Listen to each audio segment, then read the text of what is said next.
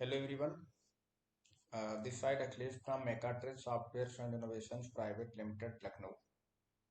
Today we discuss about interview questions for fresher in ASP.NET MVC. Okay, so ASP.NEट MVC अगर आप सीखते हैं और अगर आपने एज ए फ्रेशर सीखा है तो इसमें जो कॉमन क्वेश्चंस होते हैं वो हम लोग आज डिस्कस करेंगे कि कौन कौन से क्वेश्चन जो हैं आपसे इंटरव्यू के रिगार्डिंग पुटअप किए जा सकते हैं। तो मैंने बहुत सारे क्वेश्चंस तो नहीं लिखे, बहुत सारे क्वेश्चन इंपॉर्टेंट हैं।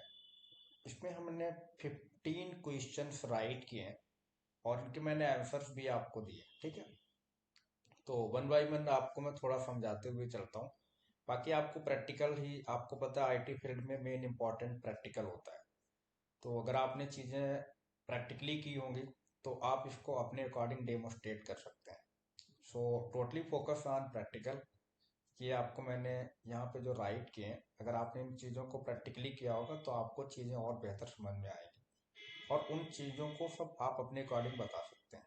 ठीक है, so explain MVC architecture, specially how the model view and controller. Model view controller कैसे काम करता है? So user request are routed to controller action. Controller क्या करता है? Controller handle request, interact with model and select views. Okay, सबसे पहले controller हमारा हैंडल करता है रिक्वेस्ट को। ओके, इंटरेक्ट विद मॉडल्स, जो मॉडल के साथ में एक्टिविटीज है, मीन्स एंटिटी क्लासेस वगैरह बनती हैं, उनसे इंटरेक्ट होता है। और जो व्यू होता है यूजर इंटरफेस के लिए, उसको रिप्रेजेंट करता है ब्राउजर पे। Okay, so model represent data and basic logic and view display data to users using razor template for dynamic content. And view data or view model object pass data from model to views.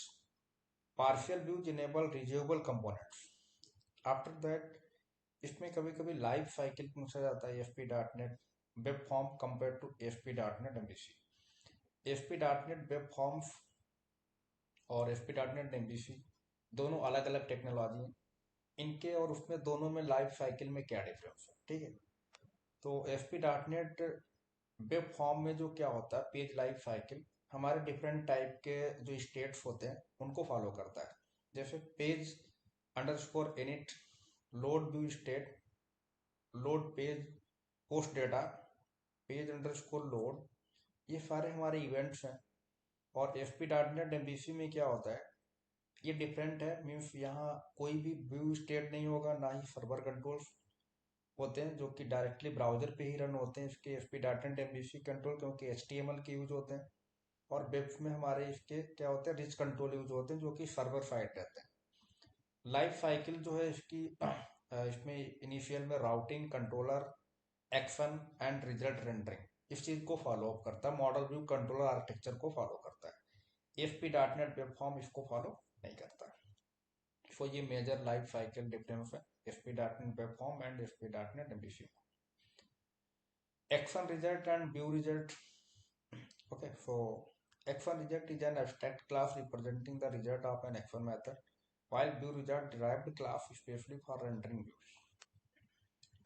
And action result allow various type of result like a view result, JSON result, different type के results को भी क्या करता है, present करता है। And view result जो होता है वो हमारे केवल डेटा को डिस्प्ले करने का काम करता है। ठीक है, ये बेसिकली मेन डिफरेंस है। Explain concept of view data, view bag and temp data. ये मोस्टली क्वेश्चन पुटअप किया जाता है, view bag, view data, temp data में क्या डिफरेंस है। सो हम लोग यहाँ पे देखते हैं व्यू डेटा क्या है। View data is a dictionary object direct from view data dictionary class and it is use to pass data from controller to view using key and value. Key value format में data जो है हमारा controller से view पे present करता है। और view data require type casting and retrieving value in the view. इसमें टाइप कास्टिंग की रिक्वायरमेंट पड़ती है। व्यू बैग हमारा एक डायनेमिक प्रॉपर्टी है सी शार्प की। इसमें डेटा हम बगैर पास किए हुए, विदाउट टाइप कास्टिंग किए हुए, डोंट रिक्वायर टाइप कास्टिंग, इसमें हम कंट्रोलर से और व्यू पे रिप्रेजेंट कर सकते हैं। टेम्प डेटा जो है वो डिराइव करता है हमारा, किससे डिराइव किया गया, टेम्प डेटा डिक्शनरी से। and it is used to store temporary data across multiple requests. Okay, so these are the major difference between view data, view back and temp data. इसमें क्या है, use view data and view back when passing simple data from controller to view, the data is not required beyond the current request. Temp data needs persist across multiple requests. Example redirect, sorting, short lived data. Okay, so ये हमारा temporary data store करता है one action to next action. अगर आपको कोई redirect करना है one data एक एक्शन से दूसरे एक्शन, तो हम टेम्प डेटा का यूज करेंगे। एक क्वेश्चन और पुटअप किया जाता है कि जो हम डायरेक्टरी प्रोजेक्ट जब बनाते हैं एसपी डॉट नेट एमबीसी का, तो वहाँ पे हमारा एक फाइल होता है global dot A x file. Means इसका क्या यूज है, तो global dot A x file MBC में हमारे बहुत सारे एप्लीकेशन लेवल के इवेंट को हैंडल करने का काम करता है। जैसे अगर कोई इवेंट लाइक एप्लीकेशन स्टार्ट है ना, in session start, session in, application begin, ये सारे रिक्वेस्ट अगर कोई फेल होता है तो एएसपी डॉट नेट एमबीसी में global dot A x file उसको हैंडल करेगा। नेक्स्ट क्वेश्चन पूछा था what is difference between strongly typed view and weekly typed view. ये स्ट्रांगली एंड वीकली टाइप्ड क्या होते हैं? सो स्ट्रांगली टाइप्ड व्यू जो हमारे होते हैं, ये compile time, error checking and type safety, इसको हम यूज करने के लिए means they require declaring model type eight using at the rate model. Okay, and weekly typed में हमारे ये जो व्यू डेटा, व्यू बैक, इनसे जब डेटा हम लोग रिप्रेजेंट करते हैं तो हमारा ये वीकली टाइप्ड व्यू कहलाता है। ओके, मॉडल से डेटा हम जब प्रेजेंट करेंगे स्ट्रांगली टाइप्ड व्यू रिप्रेजेंट करेगा। रेजर सिंटेक्स क्या होते हैं? रेजर हमारे सी शार्प में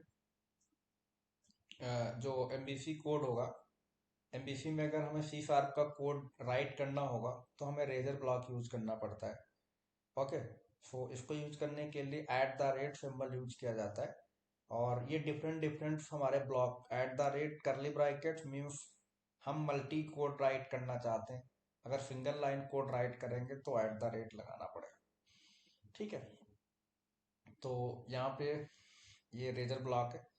what are the advantage of using scaffolding in ASP dot net MVC? Scaffolding क्या होता है? स्कैप फोल्डिंग हमें बना बनाया कोड मिलता है जो कि फ्रेमवर्क के द्वारा जनरेट कर दिया जाता है ASP dot net web application में।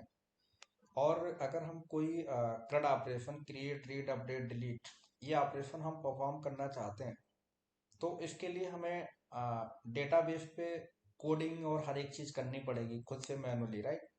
बट ये स्कैप फोल्डिंग एक ऐसा फीचर यहाँ दिया गया है, तो आपको यहाँ पे कोई भी चीजें खुद राइट करने की रिक्वायरमेंट नहीं पड़ेगी, ये हमारा कोड ऑटोमेटिक जनरेट कर देगा और इसमें ये सारे हमारे ऑपरेशन परफॉर्म हो जाएंगे।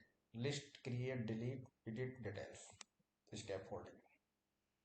ओके, इसके लिए आपको within second, within minutes आप क्रिएट कर सकते हैं इसको। ओके, सो इस इन सारे CRUD ऑपरेशंस को ऑटोमेटिकली जनरेट कर देता है। That feature is known as scaffolding. State management in ASP.NET. So these are all the statement like a session, cookies, and query string. What is the get and post action type? Get is used to request data from specified resources. With all get request be pass URL which compulsory, like as get URL, ये सब method. Post क्या करता है, means first time जो हम लोग page को gate करते हैं तो उस पर कोई भी रिसोर्सेस होंगे वो फर्स्ट टाइम हमें गेट हो जाएंगे। पोस्ट क्या करता है, पेज को दोबारा रिलोड करता है सर्वर पे, बटन का क्लिक इवेंट या इस टाइप से, है ना। तो ये इनके सिंटैक्स दिए गए हैं ASP.NET में। मोस्ट इंपॉर्टेंट क्वेश्चन है, what is the action filter? What type of action filter does ASP.NET MBC? So action filter क्या होते हैं? ओके, ASP.NET में हम कोई भी स्पेसिफिक बिहेवियर और लॉजिक बिफोर और after an action method execution, execution के दौरान पहले बाद में कोई भी हम स्पेसिफिक कोड सप्लाई करते हैं एक्शन फिल्टर के थ्रू, ये रिकॉग्नाइज किया जाएगा। ASP.NET MVC support 4 type of action filter: authorization filter, action filter, result filter, exception filter। तो देखिए ये authorization क्या करता है, ये हैंडल करता है authentication and authorization, right? authorize attribute, action filter क्या करता है, pre and post processing. Okay, result क्या करता है, मॉडिफाई या रिप्लेस एक्शन, एंड एक्सेप्शन क्या करता है, एरर वगैरह फाइंड करने का काम करता है। सो ये हमारे यहाँ पर एग्जाम्पल के रूप में दिया गया है। इससे आप और बेहतर समझ सकते हैं। Action filter type, authorization filter, implementation. I authorization filter means ये इंटरफेस के थ्रू इम्प्लीमेंट किया जाता है। एक्शन फिल्टर इम्प्लीमेंट किया जाता है I action filter. Result filter implement किया जाता है आई रिजल्ट फिल्टर के थ्रू। ये हमारे टाइप ऑफ फिल्टर है, मीन्स इतने फिल्टर और क्या क्या काम होते हैं ये मैंने आपको ऊपर यहाँ पे लिख दिया एक एक लाइन में। Fine. What are the primary benefits of using AJAX with ASP.NET MVC। देखिए इसका एजेक्स का मेन जो बेनिफिट क्या है ASP.NET MVC में, मीन्स हमारे जो सर्वर का जो लोड होता है उसको रिड्यूस करता है, इम्प्रूव करता है यूजर एक्सपीरियंस, ठीक है। Enabling asynchronous communication means without reload किए हुए डेटा हमारा कंट्रोलर में सर्वर से और क्लाइंट पे आएगा। तो सर्वर का लोड रिड्यूस करने के लिए एजेक्स का यूज किया जाता है। What is view engine. अब view engine in ASP.NET MVC ये मार्कअप सिंटेक्स में यूज किया जाता है और ये कन्वर्ट करता है server side template into HTML markup and rendered it on the browser, right. View engine, so वो हमारा जो रेजर ब्लॉक है वो यहाँ पर व्यू इंजन का काम करता है ASP.NET MVC में, right. So what is the Razor view engine, या Razor engine advanced view engine that introduced with ASP.NET MVC 3. This is not a new language, but it is new markup syntax. Razor uses @ symbol with right markup. मैं अभी अब आपको बता चुका हूँ ऊपर कि रेजर ब्लॉक कैसे यूज करते हैं, @ सिंबल के थ्रू यूज किया जाता है। What is dependency injection and how it used in ASP.NET MVC application. Dependency injection are commonly used in ASP.NET. Okay, so ये डिपेंडेंसी इंजेक्शन है जब built in support in ASP.NET core. जो भी इस time में लेटेस्ट ट्रेंडिंग इसका जो framework .NET का है ASP.NET कोर, क्योंकि इसमें बिल्ट इन डिपेंडेंसी इंजेक्शन है, ठीक है, जो कि सर्विस प्रोवाइड करते हैं views controller and many more components वहाँ पर अवेलेबल। तो ये मैंने 15 क्वेश्चंस आपको यहाँ पर क्वेश्चन और आंसर यहाँ पे मैंने प्रेजेंट किए हैं। सो ये हमने आपको बताया एक कॉमन क्वेश्चन है जो कि इस लेवल के क्वेश्चन पूछे जाते हैं, और बाकी आपको पता है इंटरव्यूअर के ऊपर डिपेंड करता है कि आपसे किस टाइप के क्वेश्चन पुटअप करें। मेन इंपॉर्टेंट इंटरव्यू में आप database, okay, so ADO.NET and entity framework पे आपने अगर काम किया है तो एंटिटी फ्रेमवर्क, ADO.NET की क्लासेस, मेथड्स, ओके, इनका यूज करें, like SQL connection, SQL data reader, SQL के जो फंक्शंस हैं कनेक्शन के, ओके, ये सारे आपका डेटा रिजल्ट के, तो इन सब चीज़ों पे आप काम कर रहे होंगे तो आपको उनके भी क्वेश्चन आएंगे। और मेन फोकस आपको ऑब्जेक्ट ओरिएंटेड प्रोग्रामिंग कॉन्सेप्ट पर भी करना है। तो ये सारी चीज़ें बहुत ब्रॉड सिलेबस है वैसे तो, है ना। तो ये मैंने सिर्फ और सिर्फ ASP.NET MVC की बात की। तो ASP.NEट MVC का इंटरव्यू देने के लिए आपको सिर्फ इन्हीं पे फोकस नहीं करना है। आपको object oriented programming, database connectivity के लिए आपने कौन सी टेक्नोलॉजी यूज की है, ADO.NET और एंटिटी फ्रेमवर्क, और देन ये, और आफ्टर दैट आपको प्रोजेक्ट्स वगैरह जो काम किए वो सारी चीजें। तो ये मैंने आपको केवल कॉमन क्वेश्चंस के बारे में एक्सप्लेन किया। मैं उम्मीद करता हूँ आपको काफी चीजें इससे समझ में आया होगा, ठीक है। So totally focus on practical. Practically आप फोकस करेंगे तो ये सारे क्वेश्चंस आपको बहुत ही बेहतर समझ में आएंगे। Okay, thank you.